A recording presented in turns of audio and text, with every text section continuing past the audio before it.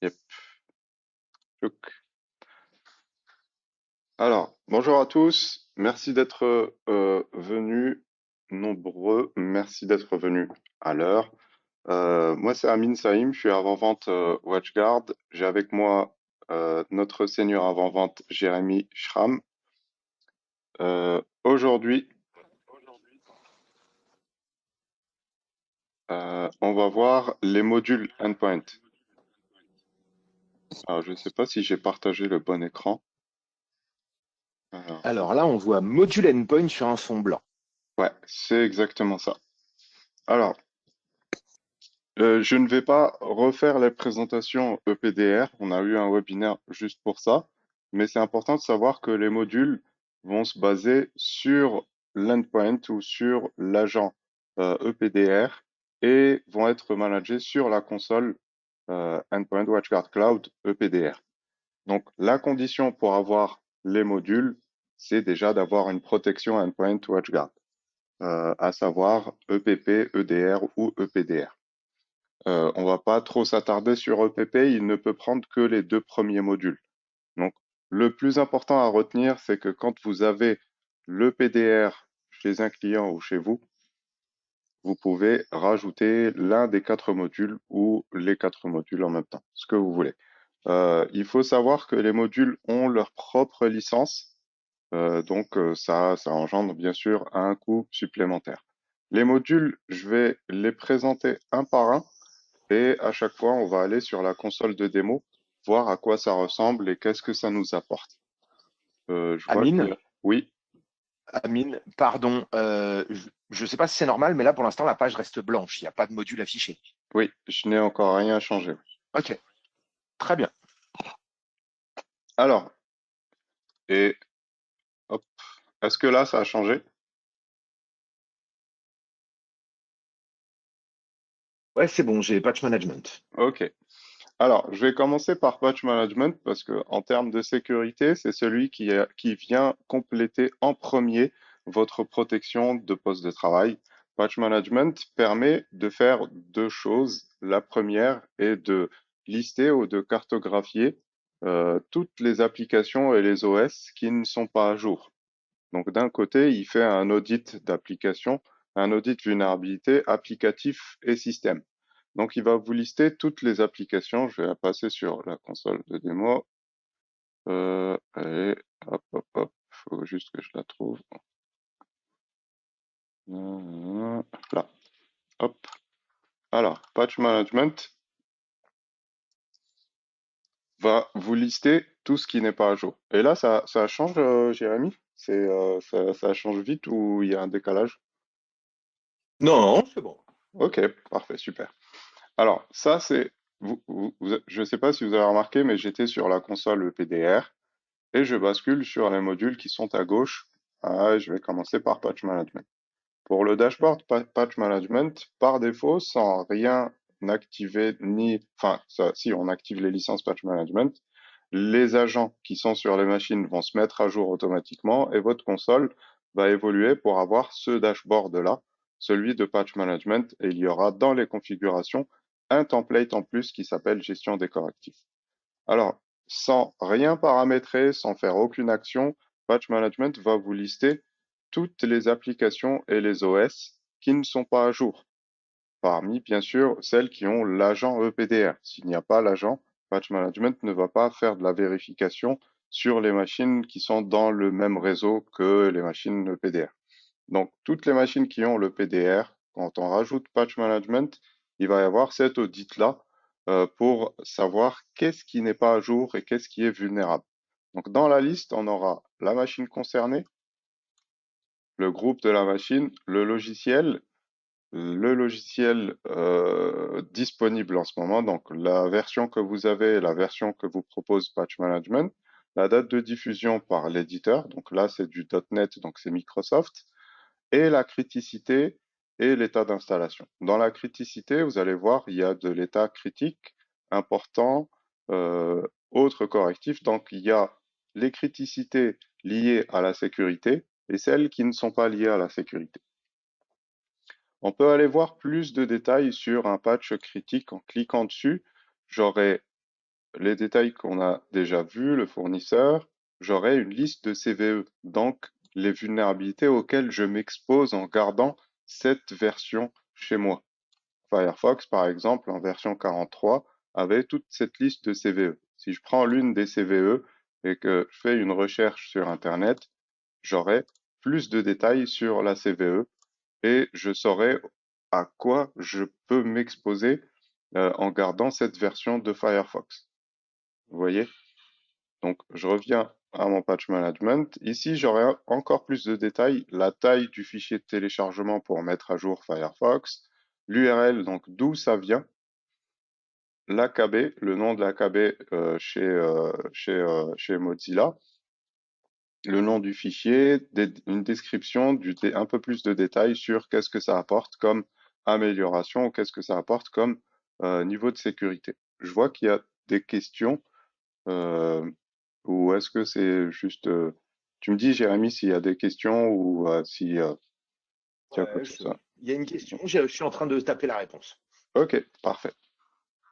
Alors, à partir de la page où j'étais, donc j'ai terminé la première version de le premier rôle de patch management, c'est de vous donner un audit applicatif de vulnérabilité. Je l'ai appelé comme ça, mais c'est le fait de lister tout ce qui n'est pas à jour et qu'est-ce qui est vulnérable surtout dans le réseau. Alors, à partir de la page principale de Patch Management, on peut aussi avoir toutes les applications qui sont en fin de vie dans le réseau. Il faut savoir qu'une application en fin de vie est une application non prise en charge par son éditeur et représente une faille de sécurité. Donc tout ça, c'est à remplacer ou à mettre à jour ou à bloquer ou quoi que ce soit.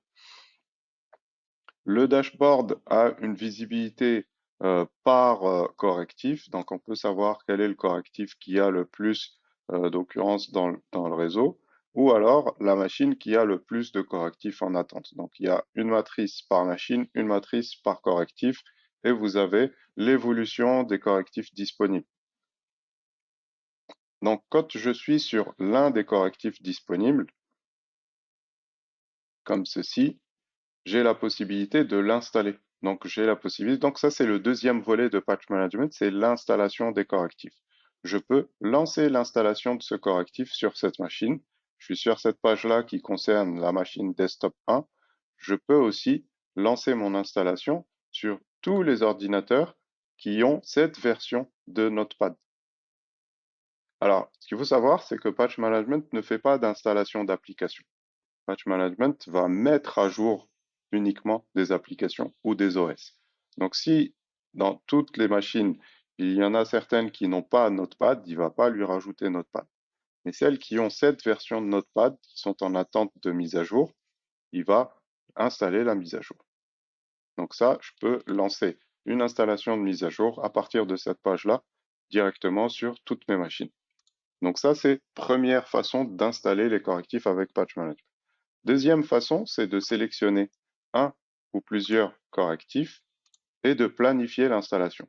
Quand ça concerne les serveurs, par exemple, on préfère savoir à quel moment de la journée le serveur va se mettre à faire des téléchargements ou à lancer des installations. Donc, on va choisir, par exemple, des heures tardives et planifier cette installation. Je peux choisir dès que possible, donc tout de suite. Je peux choisir la date, je peux le dire qu'il le fera par exemple prochain samedi. Non, c'était pas le prochain celui-là, c'était celui d'avant. Donc samedi prochain, pourquoi il me refuse? Ah oui, je suis complètement out par rapport aux dates. Donc ça, c'est samedi prochain. Et est-ce qu'il répète cette action-là? Je peux lui dire qu'il la répète chaque samedi ou chaque mercredi, etc. Est-ce qu'il fait un redémarrage suite à son installation ou pas? Alors, le besoin de redémarrage dépend de l'éditeur, ne dépend pas de Patch Management. Donc, chaque correctif a ses propres besoins de redémarrage. Il y en a qui s'installent sans redémarrage, il y en a qui nécessitent un redémarrage pour finaliser l'installation. Donc, Patch Management peut vous notifier quand la machine a besoin de redémarrage et peut aussi redémarrer automatiquement la machine après cette installation qui nécessite un redémarrage. Donc si j'ai dans mon groupe d'ordinateurs ciblés par cette tâche-là des serveurs et des postes de travail, je peux faire du redémarrage que pour les stations de travail et pas pour les serveurs. Et je peux planifier un délai pour le redémarrage. Les utilisateurs verront un pop-up au milieu de leur écran leur disant que la machine va redémarrer au bout de 2 heures ou de 4 heures. Ce redémarrage-là, et on peut le repousser. L'utilisateur peut à chaque fois appuyer sur le bouton plus tard. Si vous n'activez pas le redémarrage du tout, vous aurez des notifications sur le dashboard Patch Management et le dashboard aussi global pour des machines en attente de redémarrage. Donc ici, si vous vous souvenez bien, pour la partie EPDR, on a ce menu-là qui vous dit les machines sont en attente de redémarrage. Et à partir de cette liste-là, la liste va ressembler un peu à ça. Je pourrais sélectionner une ou plusieurs machines et lancer un redémarrage. Donc je peux ne pas automatiser le redémarrage et décider à quel moment je le fais. Enfin, j'ai envie de dire manuellement, mais c'est 2 clics quand on redémarre une machine. Et je peux mettre un délai aussi.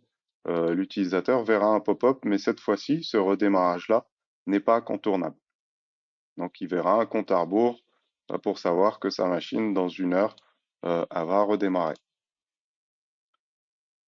Alors, dans les configurations, le nouveau template que vous allez voir apparaître sur votre console qui concerne Patch Management, c'est celui-ci. Il n'y en a qu'un seul. Il vous permet de paramétrer le refresh de la recherche de mise à jour. Alors, par défaut, il est en 1 fois par jour.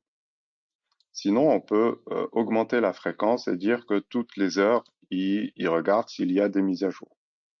Les mises à jour ne vont concerner que les applications qui sont installées sur les machines qui ont Patch Management, le PDR et Patch Management.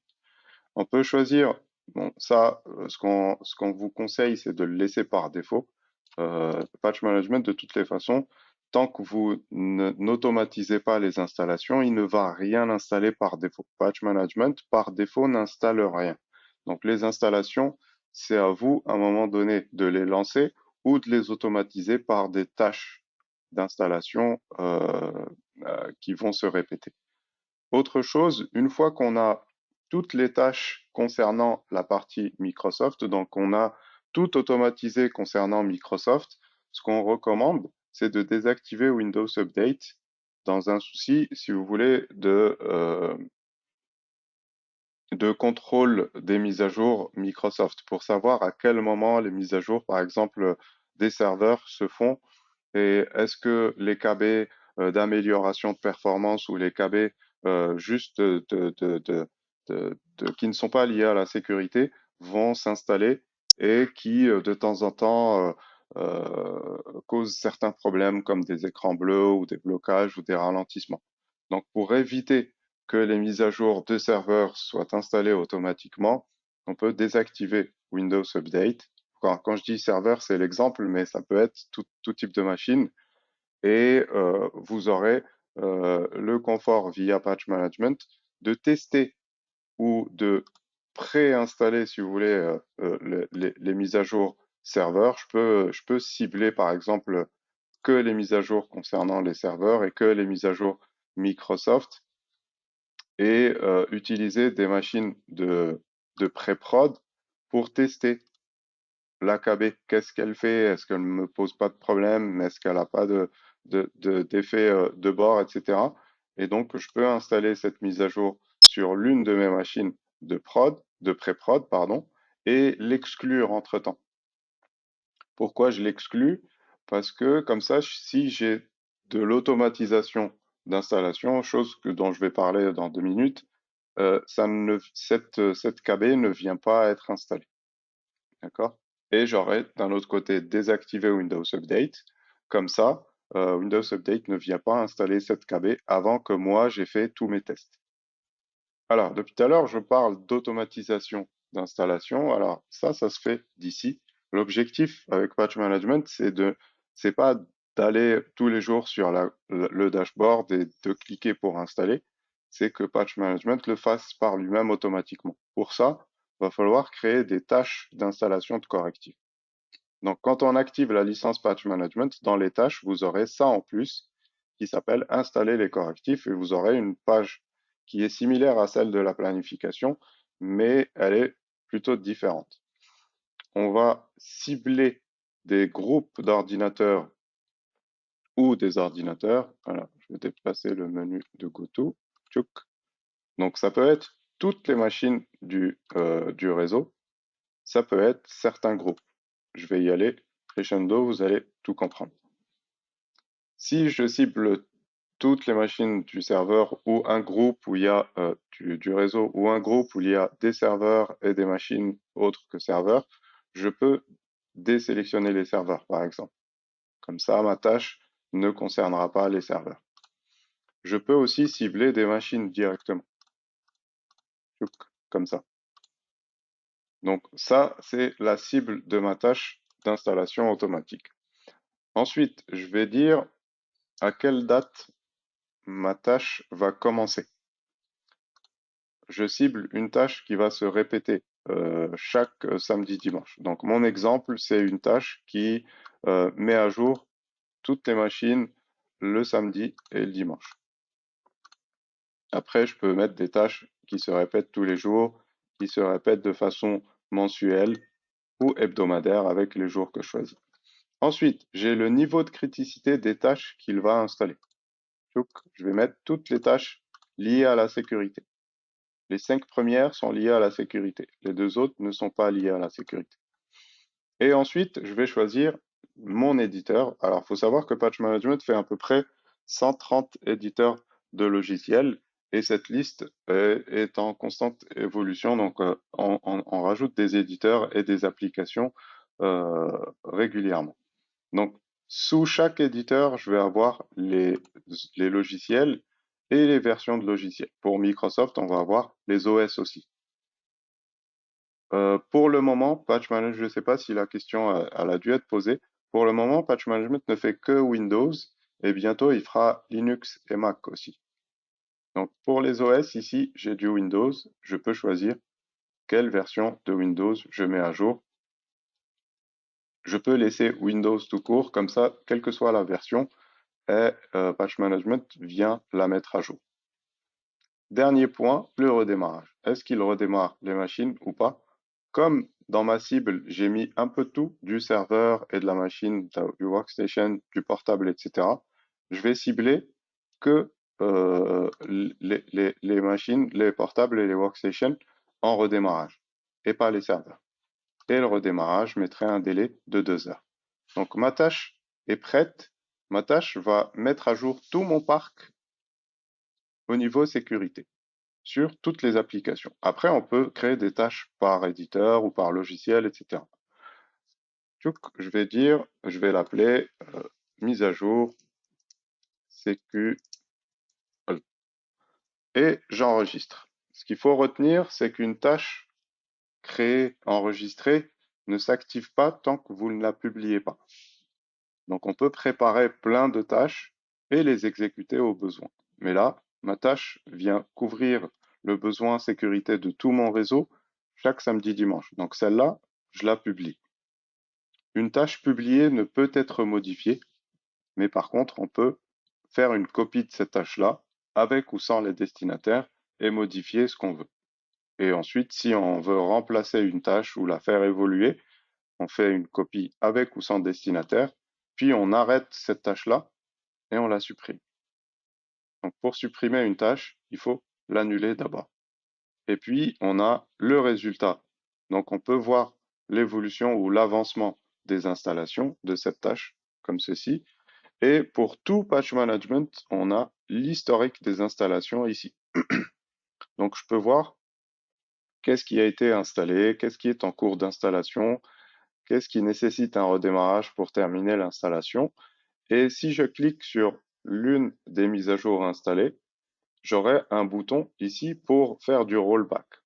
Le bouton est bleu quand l'éditeur permet de faire du rollback. Le rollback, c'est de désinstaller la mise à jour ou la KB qui a été installée par Patch Management. ok? Si je clique sur le bouton bleu du rollback, j'aurai la possibilité de désinstaller uniquement sur cette machine ou sur toutes celles qui ont. Donc voilà, j'ai un petit exemple ici où je peux revenir en arrière sur une installation d'Internet Explorer et il va me proposer de le faire sur toutes les machines ou uniquement celle qui est sélectionnée. Alors, j'ai fait le tour de Patch Management. Patch Management est aussi touché par les rapports planifiés. Donc, il sera présent ici dans les contenus, gestion des correctifs, vous voyez. Et puis, comme pour tout le reste, Patch Management a plein de listes. Et ces listes-là, on peut les extraire. Vous voyez, on peut faire de l'exportation, mais on peut aussi. Donc là, par exemple, j'ai ma liste des correctifs disponibles. Je peux cibler la liste des correctifs uniquement pour les serveurs et m'enregistrer cette liste-là.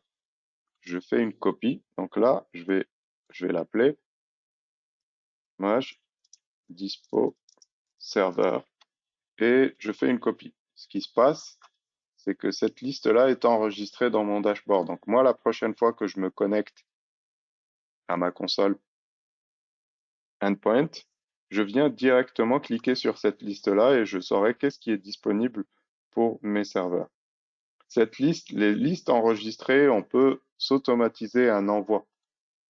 On peut planifier un envoi de cet extract en CSV. Donc, je peux recevoir cette liste-là par mail tous les jours ou une fois dans la semaine. J'ai fait le tour de Patch Management. Tu me dis, Jérémy, s'il y a des questions en attente. Après, je peux regarder aussi. Alors, juste une, Oui. Julien Mazière demande comment est-ce qu'on fait pour afficher Advanced Visualization Tab. Et ça, il y a un spoiler, donc je pense qu'on verra ça plus loin dans la presse. En fait, c'est l'une des fonctionnalités, pas de patch management, mais Oui. c'est l'un des autres modules que Amine va montrer tout à l'heure. Yep. Alors, Donc, on va y arriver, promis. on va y arriver, mais pour répondre rapidement, Advanced Visualization marche avec Data Control ou ART. Mais sinon, on va y arriver. Oui. Alors, j'ai fait le tour de Patch Management et enchaîné par, là, deuxième module, Full Encryption. Alors, Full Encryption, c'est le module qui nous permet de faire du chiffrement des disques avec BitLocker.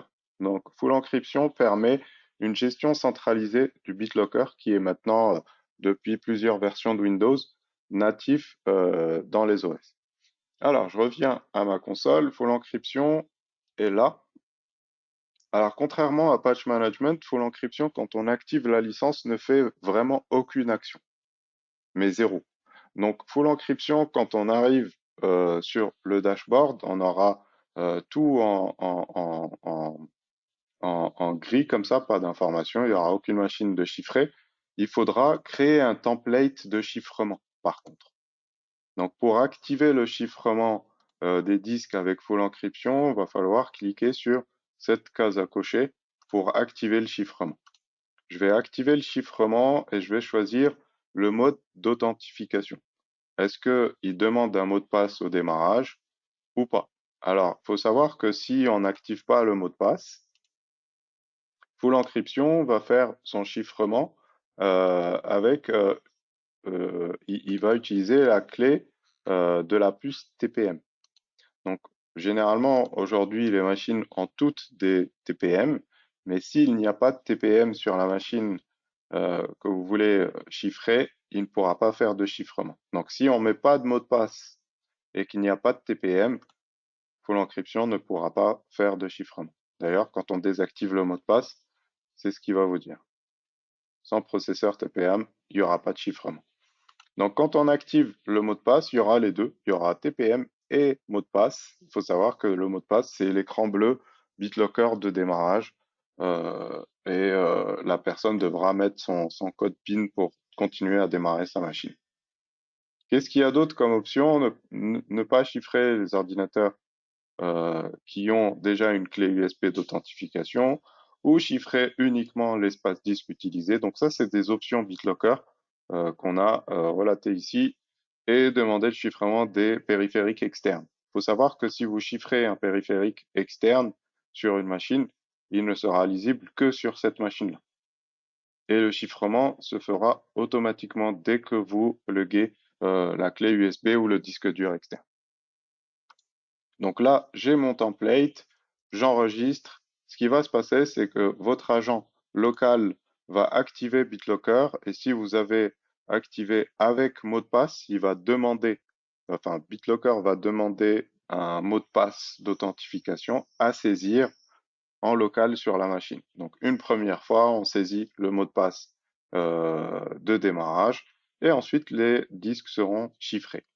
Donc, une fois que ça c'est fait, votre dashboard est alimenté, vous saurez quelle machine a un chiffrement correct. Est-ce que le chiffrement est par TPM, par mot de passe ou par les deux? Et si je clique sur l'une des machines, tout en bas, j'ai l'état du chiffrement. Donc là, j'ai quelle partition de disque est chiffrée, avec quel mode d'authentification. Et puis, j'ai les clés de récupération. Très important, les clés de récupération pour chaque disque. Donc cet ordinateur-là, il a deux partitions, donc il y a une clé par partition. Ça sert à quoi les clés de récupération?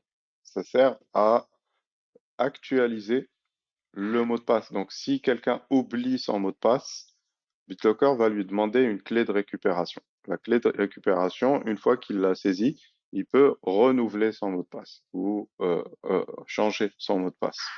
D'un côté, donc pour le mot de passe, c'est avec la clé de récupération. D'un autre côté, si la machine tombe en panne et que le disque est chiffré, pour mettre au clair, pour lire ce disque-là sur une autre machine, il vous faudra les clés de récupération aussi. Et puis, pareil que pour tous les modules et pour tout le reste, Full Encryption a sa part dans les rapports planifiés et on peut aussi extraire les listes, tout comme on le fait avec Patch Management ou enregistrer les listes. Et une fois une liste enregistrée, on peut s'envoyer automatiquement le rapport par mail. J'ai fait le tour de Full Encryption. Je ne sais pas s'il y a des questions, mais en principe, pour l'encryption, c'est assez simple et clair. Alors, troisième module, Data Control. Data Control est le module qui aide à la mise en conformité RGPD. C'est une aide à la mise en conformité RGPD. Il faut noter que Data Control n'est disponible que pour les clients européens. Donc, si vous avez du client hors Europe, on ne pourra pas leur mettre du Data Control, sauf si sauf si leurs clouds, ils dépendent d'un cloud européen.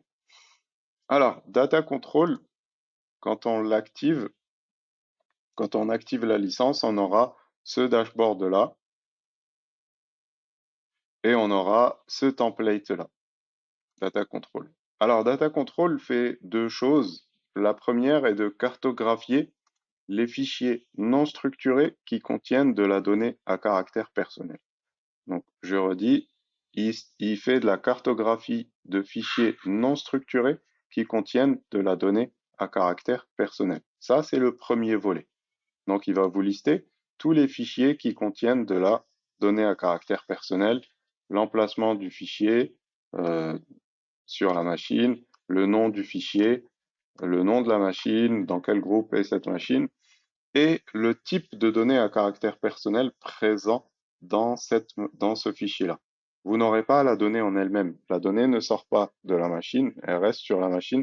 L'indexation est faite en local et puis l'agent va flaguer des fichiers en vous disant attention, ce fichier contient un nom, un numéro d'identité, des données bancaires, numéro de carte bleue, numéro de compte, numéro de permis, adresse, adresse postale, adresse mail, numéro de téléphone, etc., etc. Numéro de carte vitale.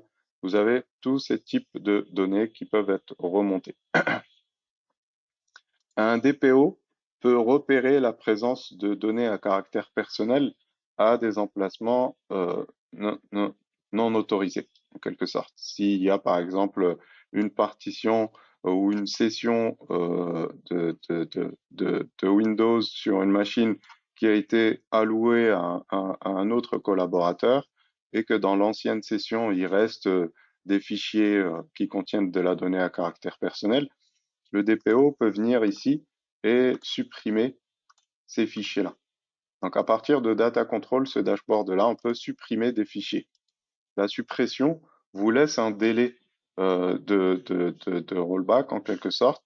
Les fichiers seront chiffrés et cachés sur les machines, mis en quarantaine en quelque sorte, et vous aurez un délai pour les restaurer. Vous verrez les fichiers supprimés ici, et pendant un délai, vous pourrez restaurer ces fichiers. Hop. Je reste sur le dashboard, celui-ci, pas sur l'Advanced Visualization, pour montrer d'autres trucs. La recherche de chaînes de caractères. Si quelqu'un vous demande son droit à l'oubli ou son droit à la suppression, il va falloir trouver où sont les données de ce monsieur-là dans tous nos fichiers, sur tous les ordinateurs. Alors là, on peut faire de la recherche ou pas de la recherche avancée, juste la recherche. Et je peux par exemple taper un nom, prénom, une adresse, une adresse email et savoir quels sont les fichiers qui contiennent cette adresse email. Et Data Control va vous lister les fichiers qui contiennent l'adresse email euh, concernée. Je vais prendre un nom, prénom ici par exemple. Et dans notre environnement de démo, il y a le nom, prénom John Murdoch qui est présent dans ces 4 fichiers. Ces 4 fichiers, on peut les extraire sur un fichier Excel et on pourra aller sur chaque machine. Donc, vous avez le nom de la machine, l'emplacement du fichier et le nom du fichier. Et vous saurez que dans ces fichiers-là, va falloir faire du nettoyage pour ce monsieur-là. On peut aussi pousser la recherche et faire de la recherche avancée. Et dans la recherche avancée, on peut choisir le type de données à caractère personnel, on peut choisir les extensions à cibler, les ordinateurs ou les groupes d'ordinateurs à cibler, le temps que prend cette recherche. Est-ce qu'on fait une recherche pendant 8 heures, pendant une semaine, pendant un mois? Elle ne s'arrête jamais, j'aurai du résultat tout le temps qui remonte ici. Alors, ça, c'est le premier volet de Data Control. Le deuxième volet de Data Control est les logs concernant les fichiers, les logs concernant les opérations faites sur ces fichiers. Alors, je suis allé ici en cliquant sur Advanced Visualization. La question de tout à l'heure, comment avoir ce bouton-là? Pour avoir ce bouton-là, il faut avoir l'un des deux modules qui font des logs, à savoir Data Control ou ART, Advanced Reporting Tool. Donc, quand j'ai Data Control, j'aurai ce dashboard-là qui va me conserver un an de log. Donc, pour Data Control, un an de log concernant les opérations faites sur les fichiers DCP, données à caractère personnel, ou en anglais, PII, Personal Identified Information. Donc, j'aurai beaucoup de logs disponibles. Une partie des logs est corrélée. Comme ici, il y a une corrélation des logs par opération faite et puis par document. Et le document est sur quelle machine. La machine est utilisée par quel user et quel type d'extension. Donc là, j'ai re-rangé mon widget en disant je veux voir toutes les opérations de création de fichiers DCP. Ensuite, la création se fait sur quel nom de fichier. Ou alors, je vais d'abord passer la machine en priorité. Donc, j'aurai opération, machine, nom de fichier. Le fichier a été ouvert ou créé par quel user. Le user a fait ça sur quelle extension. Donc ça, c'est un exemple de widget. Vous aurez des informations sur l'utilisation des DCP, les opérations faites par user, les opérations faites par risque d'infiltration et d'exfiltration. Ça, c'est calculé par rapport aux tendances, par rapport aux habitudes des logs. Donc, il va vous dire, habituellement, il y a ça comme exfiltration, ça comme infiltration. Le terme infiltration et exfiltration ne veut pas forcément dire que l'action est malveillante, mais c'est de la donnée DCP qui sort, DCP c'est données à caractère personnel, la DCP qui sort habituellement de cette machine sur du périphérique externe ou par mail, ou qui arrive sur cette machine par ces deux biais-là. Donc j'ai beaucoup de menus qui sont prédéfinis sur Data Control, mais ce qu'il faut savoir, c'est que derrière, il y a des logs bruts auxquels on peut accéder. Donc si je reviens à mon tout premier exemple où j'ai le widget en Voronoi par usage ou par ouverture, par création, par opération faite sur les DCP, je peux aller à la requête qui a servi à isoler ces logs-là dans les logs bruts. Donc ça, c'est uniquement les logs de ce widget-là. Donc j'ai fait GoToQuery et je suis allé ici et j'ai les logs en brut, le schéma qu'on vient de voir, mais en brut. À partir d'ici, je peux encore filtrer. Je peux dire, par exemple, je veux que les opérations d'ouverture, de création et de suppression. Hop, je filtre. Je peux étendre mon affichage parce que là, l'affichage est à une semaine. Je peux l'étendre à 6 mois si je le souhaite ou à un an. Il faut savoir que Data Control et ART ont un temps de conservation d'un an glissant de log.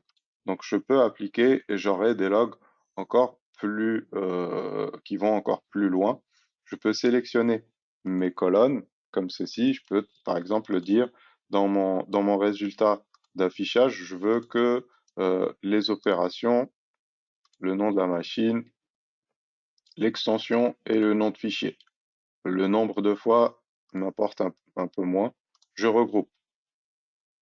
Bon, quand on se met sur un an de log, les manipulations vont être un peu plus lentes, ce qui est normal. Donc je vais revenir à mon 24 heures ou 28 heures, 12, last 24 hours. J'aime bien la phrase last 24 hours. Alors, à partir de cette liste-là, on peut se créer des alertes, on peut se créer des schémas. Donc si je me crée mon propre diagramme, je viens ici, et donc là, il y a, en fait, quand il n'y a pas de... j'aurais dû garder le account, comme ça on a plus de choix dans les schémas. Il faut au moins une valeur avec des chiffres pour avoir plus de choix dans les schémas. Donc je reviens à GoToQuery. Et là, je veux me créer un schéma parce que ici, j'ai le nombre de fois où l'opération a été faite. Et vous allez voir que si je vais sur chart, tchouk, et chart, diagramme, vous avez vu, j'ai beaucoup plus de choix. Parce que justement, il y a cette colonne qui est en value, donc en valeur. Et là, je vais faire les ouvertures, les extensions, le nom de la machine, tout ça en signaux, et je me crée mon propre graphe que je peux ensuite extraire ou copier, etc., et rajouter à des rapports ou ce que je veux. Je peux naviguer dans mon diagramme comme je veux. Autre chose, à partir d'une liste de logs bruts, on peut se créer des alertes. Alors, bien sûr, ce que vous voyez ici, on peut le personnaliser parce qu'on a accès à la requête, c'est du SQL, donc on peut accéder à la requête SQL et la personnaliser. On personnalise par exemple en disant que je veux voir uniquement un nombre d'ouvertures qui est supérieur à 10. Et donc là, dans ma requête SQL, je peux rajouter une condition qui me dit que le count est supérieur à 10 et ça va me filtrer. Je peux aussi me créer une alerte personnalisée. L'alerte va contenir une information.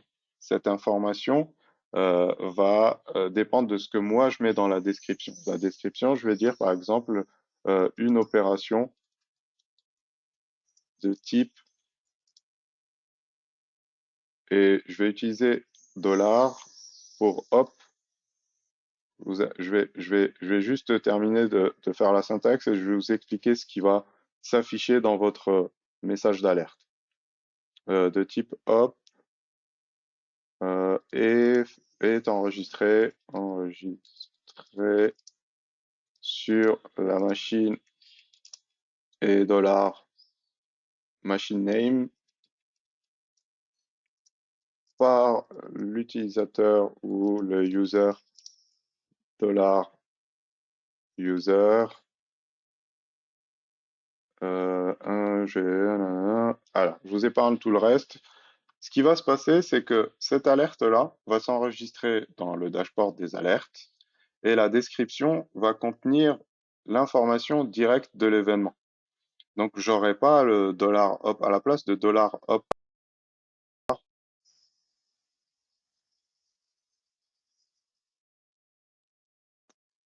Perdu l'accès Internet. Oui, Ah, il est revenu, Amine. il est On t'avait revenu. complètement perdu. Donc, je te laisse repartager ton écran. J'étais en train de répondre à une question. Euh, Euh, est-ce que, L'intégrale. Oui, vas-y. est-ce que tu peux me dire à quel moment ça s'est coupé?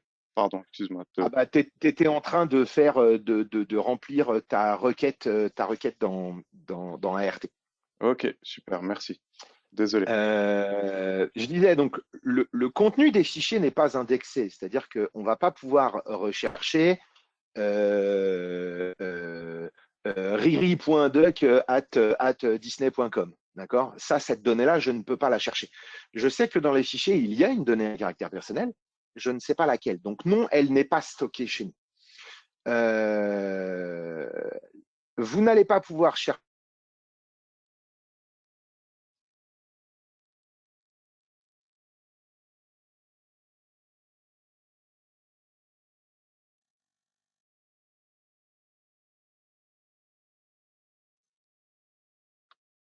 de votre côté.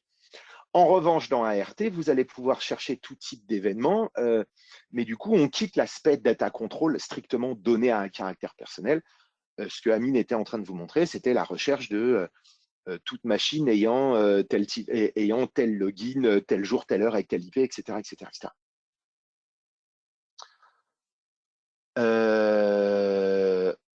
Pourtant, si je cherche le début d'un mot de passe, Data Control me liste tous les fichiers qui contiennent ce mot, ce mot de passe, je viens de tester. Je vais laisser Amine répondre à ça parce que j'en sais rien et je vais aller tester de mon côté. Amine, je peux chercher un mot-clé spécifique dans Data Control? Tu peux faire de l'indexation personnalisée. Est-ce que c'est ça la question? Je ne pense pas. Renaud Dupuis nous dit que s'il cherche le début spécifique d'un mot de passe, Data Control lui liste tous les fichiers qui contiennent cette donnée.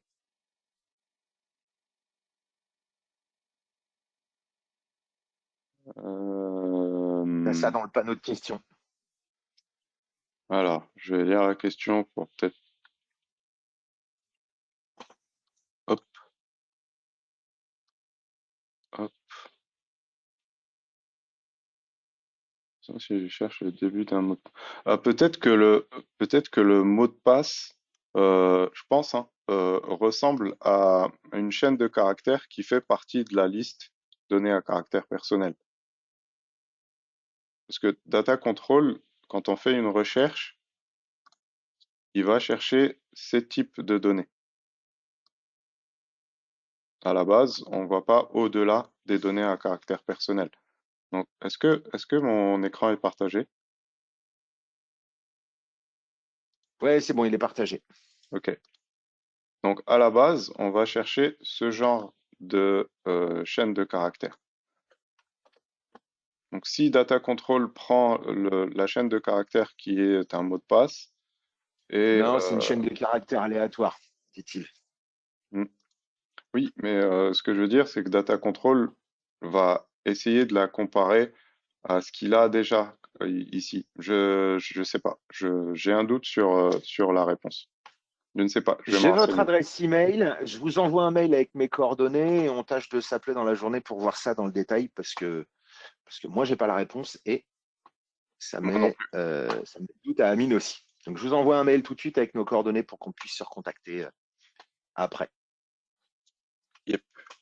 Alors, désolé, ça s'était coupé au moment où j'étais en train de créer mon alerte. Je ne sais pas si j'ai pu terminer la description tout à l'heure. Tu étais dans la description quand ça a coupé. Ok, ok. Donc, ce que je vous disais, c'est que ce qu'on met dans la description va reprendre avec les dollars le contenu d'une cellule qui est dans la colonne ici. Donc, ça va m'écrire open au lieu de $op et mes alertes vont atterrir ici dans ma liste des alertes. Bon, bien sûr, vous allez me dire, le but, c'est pas d'avoir un dashboard plein d'alertes. Le but, c'est que l'alerte me notifie d'une façon ou d'une autre. Alors, les notifications, il y en a plusieurs. Donc, les types de notifications vont être ici, avec la méthode de notification, de delivery method. Et les méthodes de notification qu'on a sont email, JSON, service desk, Jira, pushover ou PagerDuty. On va créer notre méthode d'authentification en faisant, par exemple, pour le mail, je vais faire new mail et je vais l'appeler mon mail Amin, par exemple. Je vais ici mettre mon adresse mail, amin@mail.com et je vais choisir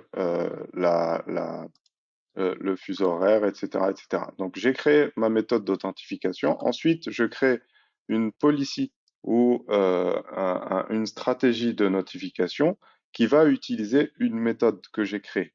Donc, si c'est mail, je vais retrouver ma méthode que je viens de créer, qui est mon mail Amin, tchouk, et je choisis d'avoir des notifications qu'en jour ouvré, que les jours de semaine, et ça va être ma strat notif ici, tchouk, je l'enregistre. Oups, j'ai oublié, correct name, list. Ah oui, je la, hop, tchouk, je l'enregistre. Ensuite, je reviens aux alertes disponibles. Dans mes alertes, il y aura des alertes par défaut ou des alertes que moi-même j'ai créées. Dans les alertes que j'ai créées, que ce soit des alertes de data loss, des alertes de risque d'application, ça, c'est les noms que moi j'ai donnés en créant mon alerte. Dans cette alerte-là, je peux activer une notification et choisir la méthode ou la stratégie de notification que j'ai créée. Je peux, pour la même alerte, avoir plusieurs stratégies. Une qui m'envoie un mail une fois tous les samedis, dimanches. Une autre qui envoie un JSON tous les jours sur une API ou autre chose. Tchouk, et j'apply. Donc ça, c'est pour la partie alerte, notification, que ça soit pour data control ou ART. Donc ce dashboard-là, le dashboard Advanced Reporting, Advanced Visualization, a le même mode de fonctionnement que ça soit pour data control ou ART. La différence avec ART, mais avant d'aller sur ART, je vais parler d'une chose pour terminer avec data control, c'est que data control fait des logs de données à caractère personnel, oui, mais on peut aller au-delà des données à caractère personnel. Dans le template data control ici, si j'en crée un nouveau, vous aurez euh, quel type d'inventaire il fait, donc l'indexation. Est-ce qu'il fait de l'indexation tout le temps ou, par exemple, pour les serveurs de partage, etc., ce qui est recommandé, c'est de définir des heures et des jours d'indexation. Comme ça, il ne vient pas déranger ou surcharger l'utilisation physique de la machine. L'écriture sur des périphériques non chiffrés, ça c'est pour la protection des données. Donc il va empêcher l'écriture sur des périphériques externes non chiffrés. Et puis le point sur lequel je voulais en venir, c'est l'indexation personnalisée. On va aller au-delà de la RGPD et indexer des choses que vous allez vous-même prédéfinir. Donc, dans ce qu'on prédéfinit, c'est un chemin, une extension, pardon, un contenu, une extension ou un nom de fichier, ou les quatre, ou deux en même temps. Donc, si par exemple, je veux indexer tout ce qui est dans ces deux points, mes documents, par exemple, je dis n'importe quoi, hein, c'est juste pour l'exemple, mes documents, et qui est d'une extension non égale à PDF, donc tout le reste est indexé, et qui contient le mot ou plusieurs mots, le mot voiture, moteur, etc. Donc ça, je peux surveiller les logs de ces conditions-là, de tous les fichiers non PDF qui contiennent le mot voiture dans le chemin mes documents. Ce qui va se passer, c'est que dans la console de log, ici, quand on accède au log brut, comme ceci, tchouk, ça c'est les logs, pardon, ça c'est les logs data control, vous avez les logs opération, les logs mail et les logs user rules, les règles d'utilisateur. Les règles d'utilisateur, c'est ça, c'est les règles basées, la surveillance basée sur des règles. Et ici, je vais avoir les logs concernant mon fichier ou mon chemin ou mon extension ou mon contenu ou plusieurs à la fois. Donc ça, c'est ma règle et ça, c'est les logs, donc toutes les opérations faites sur mes conditions à moi. Donc là, on va surveiller des choses qui vont au-delà de la RGPD. Alors, dernier module, hop, ART ou Advanced Reporting Tool. ART est l'équivalent de Dimension, mais en endpoint. Donc, c'est le minicième endpoint proposé par WatchGuard et ART est à 100% dans l'Advanced Visualization. Ah, ça rame un peu. Je ne sais pas si le son ne coupe pas, mais ART est à 100% ici. Il n'a absolument rien dans cette console endpoint. Donc, ART va être là, là, Advanced Reporting, et vous aurez trois types de logs. Les logs sécurité, les logs Application Control et les logs Data Access Control. Dans les logs sécurité, vous allez avoir tout ce que remonte le PDR, mais conservé pendant un an glissant, et on peut avoir beaucoup plus de détails sur les incidents enregistrés. Les logs applicatifs, on va avoir l'ensemble des applications qui tournent sur nos machines et savoir quelles sont celles qui sont exécutées avec les tendances par user, par machine, les applications qui sont vulnérables, les applications qui consomment le plus de bandes passantes dans le réseau en entrant ou en sortant, les applications spécifiques comme les applications de prise en main à distance, etc. Et à partir de ces dashboards-là qui sont prédéfinis, alors tout ce que j'ai montré comme corrélation, les widgets, vous n'aurez pas à les créer au début. Elles sont déjà prédéfinies dans ART et Data Control. Le reste, oui, si vous voulez loguer ou corréler des logs différents de ce que propose ART et Data Control, quand je dis différent, c'est par exemple, je veux loguer tout ce qui est application de prise en main à distance sur uniquement un groupe d'ordinateurs ou uniquement sur un certain nombre de connexions ou avec certains IP, etc. Donc là, oui, on va créer notre propre règle à partir des logs bruts. Les logs bruts, depuis tout à l'heure, j'en parle. C'est ici pour ART, on aura tous ces types de logs. Et si je prends par exemple les opérations, j'aurais pu prendre les sockets aussi pour les connexions. Je vais avoir ça comme log brut. Et vous voyez, il y a énormément d'informations. Et à partir d'ici, je peux venir, comme on a fait tout à l'heure, isoler des colonnes, créer des filtres, etc. et me créer une alerte si je le souhaite, ou créer des schémas, ou personnaliser la requête qui sert à filtrer ceci. Je peux filtrer pour chaque colonne, j'ai des filtres, comme je vous ai montré, et à chaque fois qu'on fait une modification, la requête va être modifiée automatiquement. Sinon, je peux venir ici et taper des lignes SQL, de requêtes SQL pour filtrer l'information qui m'intéresse. Ça sera ensuite pour toute la suite, ça sera le même principe de fonctionnement pour les alertes, pour les notifications, etc. Sauf que ART, tous ces logs et toutes ces corrélations sont dans la console de visualisation avancée ou Advanced Visualization Tool. Est-ce qu'il y a des questions sur ART? J'ai pas regardé, Jérémy, tu me dis, s'il te plaît. Pardon, non, il n'y en a pas plus. Ok. Ok, j'ai fait le tour d'ART, de Data Control. Pour tout ce qui est licence d'essai, les partenaires ont la possibilité d'activer les modules en trial sur chez n'importe quel client. Donc vous avez la liberté depuis votre WatchGuard Cloud d'activer des trials d'un mois ou de 2 mois pour les 4 modules. Et puis, dernier petit point, pour les clients ou les partenaires qui ont leur propre SIEM, parce que ART est un équivalent d'un SIEM, mais endpoint uniquement.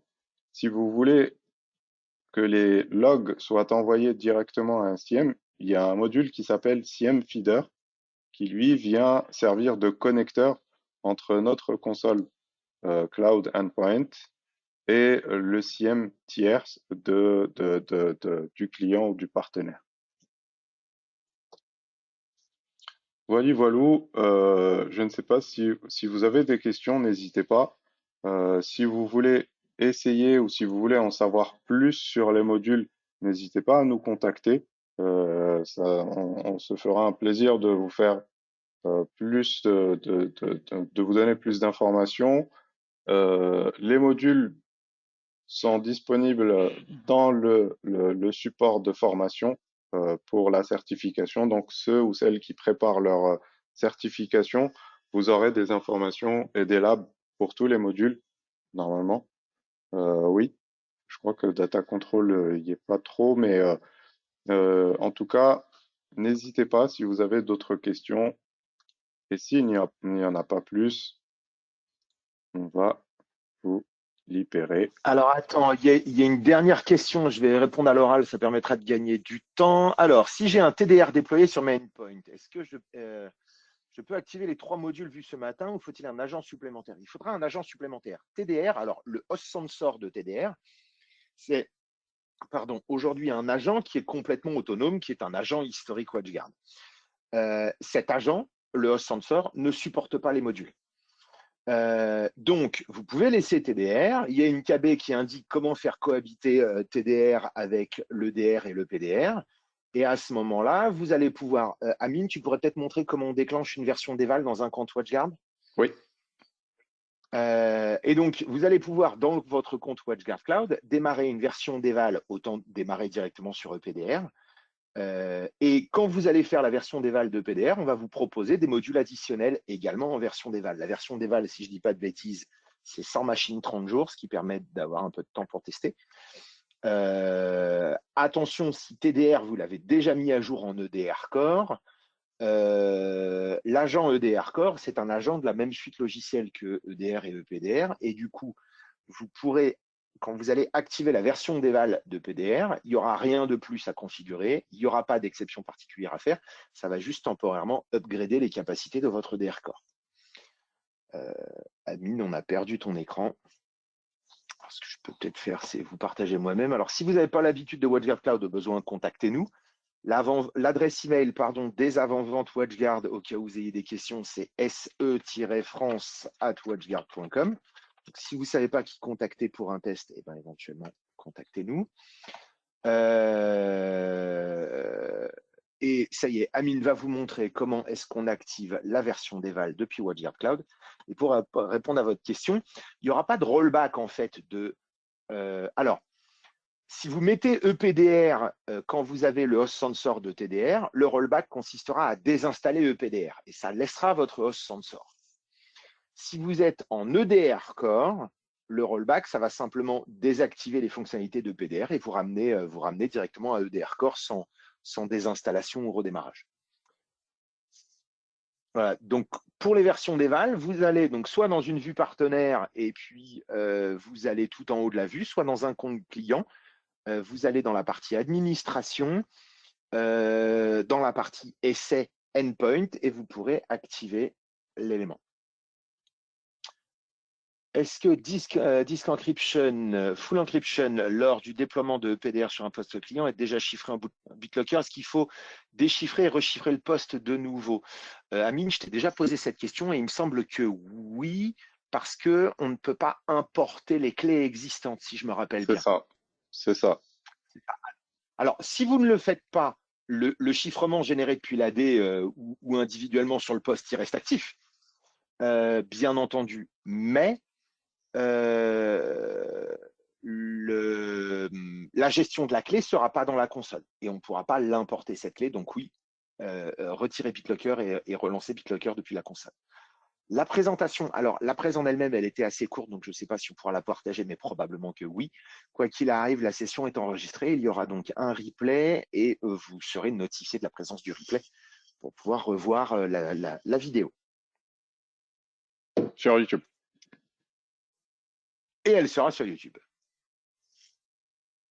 Alors, comme vient d'expliquer Jérémy, l'activation de licence pour un client qui n'a pas du tout de PDR, donc ça va vous proposer d'activer son EPDR et les modules. Attention, tchouk. Donc là, EPDR et modules. Pour un client qui a déjà son EPDR, ça va vous proposer que les modules. Et tchouk, on a juste à cliquer, tac, tac, et on lui met son trial de 30 jours qu'on peut prolonger, comme ceci, prolonger l'essai à 60 jours. Une fois. Une seule fois. Tout à fait. C'est tout bon pour moi. Je ne sais pas si je vois, ça clignote niveau question. Ah, c'est C'est toi bon, qui tout est écrivais connecté, je vérifie. l'email. Ok, ok. Tout à fait. Eh ben, il nous reste à vous souhaiter une excellente journée. Merci pour votre présence. Et merci Jérémy pour ton aide très précieuse. Et désolé encore pour la petite déconnexion tout à l'heure. Et du coup, bonne journée, à bientôt. Merci, bonne journée. Au revoir. Au revoir.